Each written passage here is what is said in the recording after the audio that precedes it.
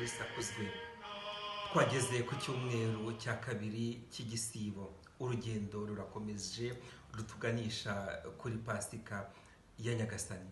Uyu munsi rero ivanjiri yatweretse Yezu ari kumwe n'abavandimwe be Petero, Yakobo ndetse na Yohani bazamuka umusozi bagiye gusenga. Igihe rero Yezu yasengaga yihindura ukundi.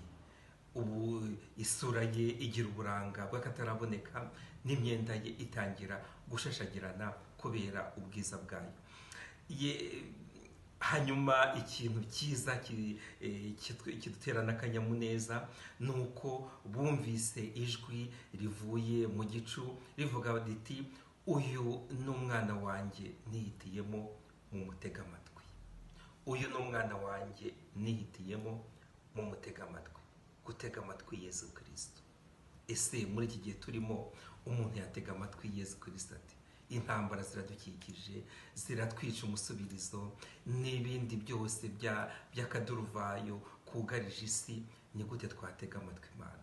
Ariko uyu munsi Imana yongeye kudutumira kugira ngo dutege amatwi umwana wayo Yezu Kristo. Kugira ngo tubashe kumutega amatwi ni ukubasha gucecekesha andi majwi yose akunda kudutera munabi, aya majwi adutuyemo, amajwi y'inzangano, amajwi y'ubwikunde, amajwi y'izi ntambara zose zitwugarije.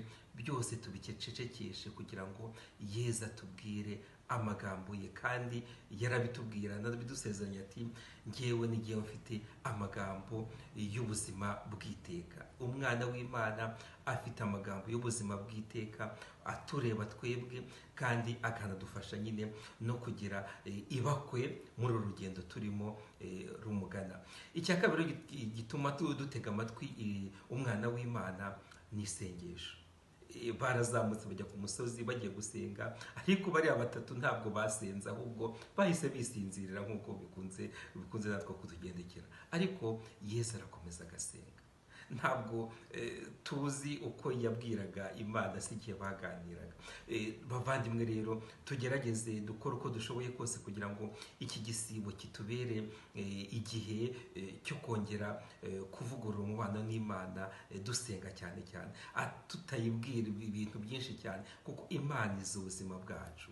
Ahubwo tureke yo ubwayo muri Yezu Kristo itubwire ikidushakaho, kandi nitukimenya natwe tugikore.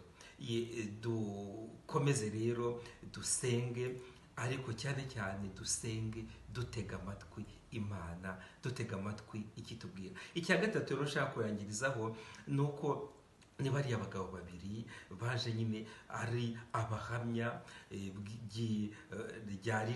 abahamya bari ririya kuzo ry'Imana ryagaragaye muri Yezu Kristo.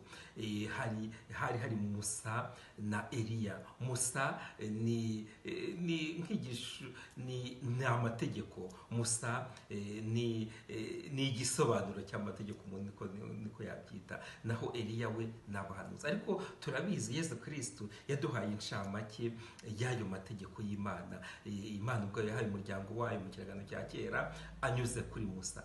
Yezu yaduhaye inshamake y'ayo mategeko yose mu rukundo. Iyo ukundanye ku buryo bwiza Imana itwigisha, uba wubahiriza amategeko yayo yose uko ari icumi nuko yayahaye Musa.